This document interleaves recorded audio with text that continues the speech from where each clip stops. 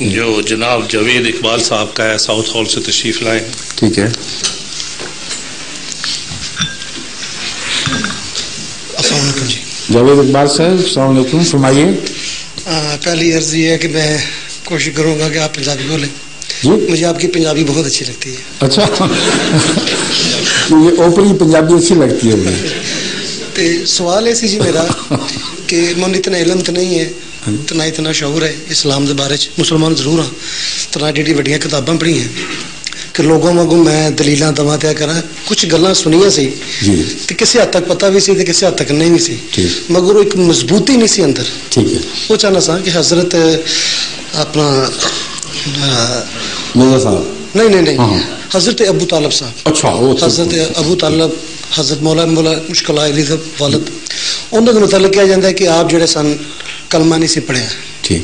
جب انہوں نے اسلام قبول نہیں سی کیتا جب انہوں نے اسلام قبول نہیں سی کیتا یا کلمہ نہیں سی پڑھیا تو کیا یہ بھی جانتا ہے کہ آپ نے حضور صلی اللہ علیہ وسلم دی شادی کی تھی نکاح کیتا انہوں کا حضور پاک دی جڑا نکاح سی انہوں نے پڑھایا سی. ایک تو پرمانی یاد کسی طرح رسول اللہ نکاح اس زمانے اے نکاح رائج ہی نہیں ہوئی سی. جو پہلی شادی ہوئی رسول اللہ علیہ وسلم دی حضرت خدیجہ کے نال رسول اللہ صلی اللہ علیہ وسلم کی شادی دعوی نبوت تو بہت پہلا ہو چکی سی 25 سال پہلا 15 سال 25 سال کی عمر تھی 40 میں نبوت ہوئی ہے 15 سال پہلا.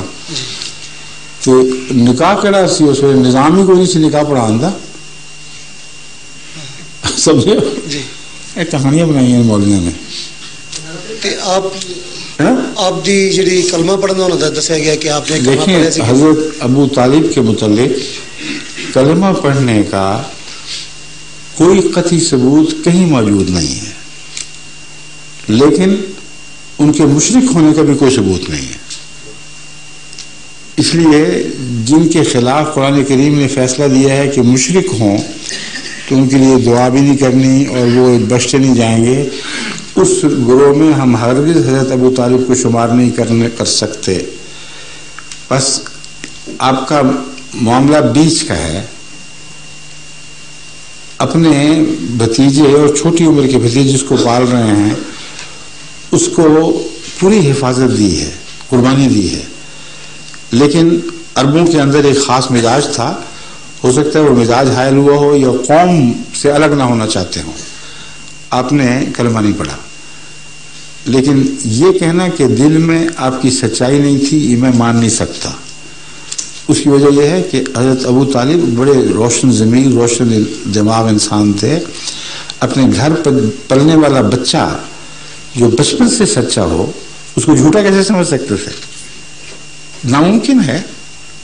حضرت ابو صدیق باہر سے آ کر بغیر دلیل مانگے ایمان لے آتے ہیں اس لیے کہ منہ سچوں کا ہے.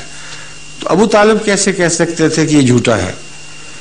اس لیے میں نے درس میں بھی یہ بیان کیا تھا اور حضرت مسیح علیہ السلام کا یہ اقتباس بھی پیش کیا تھا کہ اگرچہ کوئی قطعی ثبوت ہمارے سامنے آپ کے کلمہ پڑھنے کا نہیں مگر نعوذ باللہ من ذالک ان کو مشرک اور جہنمی سوچنا گناہ ہے. اس کا کوئی حق کسی کو نہیں ہے. ایک بھی گواہی نہیں کہ انہوں نے کبھی کسی بت کے سامنے سجدہ کیا ہو. سمجھے؟ شکریہ. آپ کا وقت بھی ہو گیا ہے پورے ہو گئے ہیں. سوال اب بیت ہے. اچھا وہ کچھ دوست ہیں جنہوں نے خواہش کا اظہار کیا تیار ہو کے تشریف لیں ابھی ہو جاتی ہے. ٹھیک ہے. اب یہ کہتے ہیں کہ بعض ہمارے مہمان ایسے ہیں جنہوں نے اس خواہش کا اظہار کیا ہے کہ وہ ابھی بیعت کر کے سلسلہ عالیہ احمدیہ میں داخل ہوں. تو میں حاضر ہوں یہ میز اٹھا لیں میں یہاں بیٹھتا ہوں. جن صاحبان نے فرمایا ہے وہ تشریف لائیں ابھی ہو جاتی ہے.